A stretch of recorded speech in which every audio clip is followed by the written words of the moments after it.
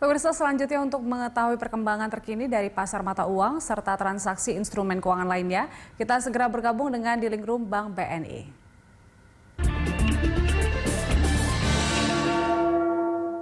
Saat ini kita telah terhubung dengan Treasury Research Analyst BNI, Mas Pugu Andik. Selamat pagi, Mas Pugu.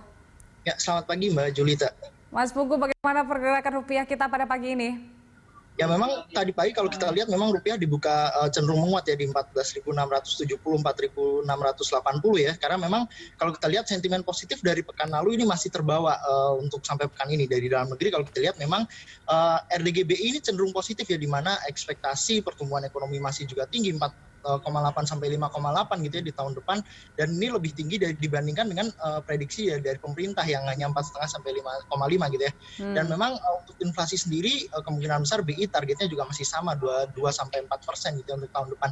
Dan yang mungkin kedepannya ini rupiah mungkin dibandingkan pembukaan ini masih akan cenderung sedikit mengalami tekanan karena memang kondisi corona dalam negeri di pekan lalu, di akhir pekan lalu di hari Sabtu ini juga mencatatkan rekor terburuk dengan penambahan sekitar 4.100 kasus baru gitu ya. Artinya Anda memprediksi akan mengalami tekanan rupiah kita pada awal pekan ini? Ya, kalau kita lihat dibandingkan mungkin kalau closing to closing gitu ya, kemungkinan besar rupiah hari ini akan menguat gitu ya. Tapi kalau dibandingkan dengan pembukaan tadi yang levelnya rendah sekali 670 sampai 680, ini kemungkinan besar rupiah akan sedikit mengalami tekanan gitu ya di perdagangan hari ini dibandingkan dengan pembukaan. Untuk transaksi mata uang kita di masa pandemi ini seperti apa? Khususnya di masa PSBB?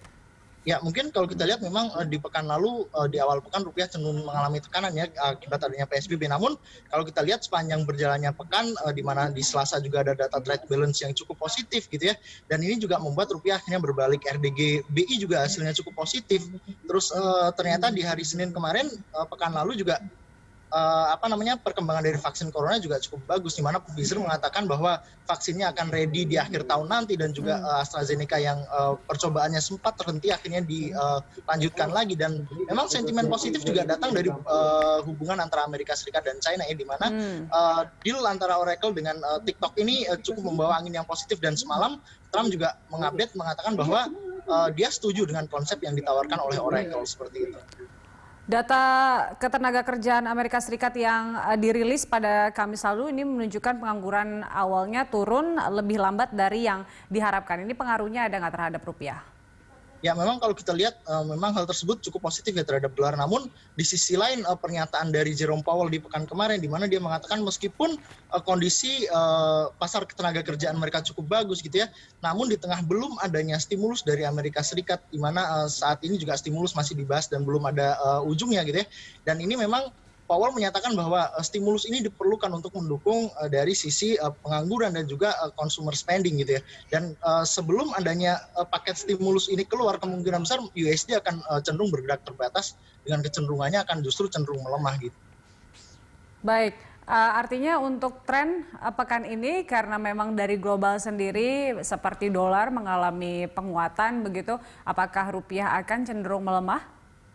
Ya, kalau kita lihat memang ada potensi rupiah melemah ya, di mana salah satu pendorongnya adalah kasus corona dalam negeri yang masih cukup tinggi. Namun kemungkinan besar di awal pekan ini justru rupiah akan cenderung masih menguat di antara Senin, Selasa, mungkin sampai Rabu berlanjut, karena memang sentimen pekan lalu dari dalam negeri cukup positif ya, dari di luar corona gitu ya.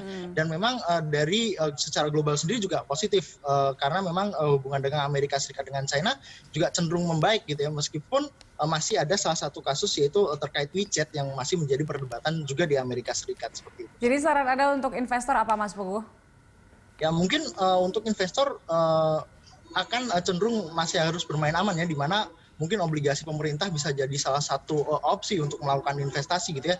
Dan mungkin untuk rupiah sendiri memang kecenderungannya di awal pekan rupiah akan menguat, namun ada potensi di hari Kamis dan Jumat nanti ada potensi tertekan jika kasus corona cenderung dalam negeri cenderung masih tinggi, dan justru mungkin akan naik gitu ya.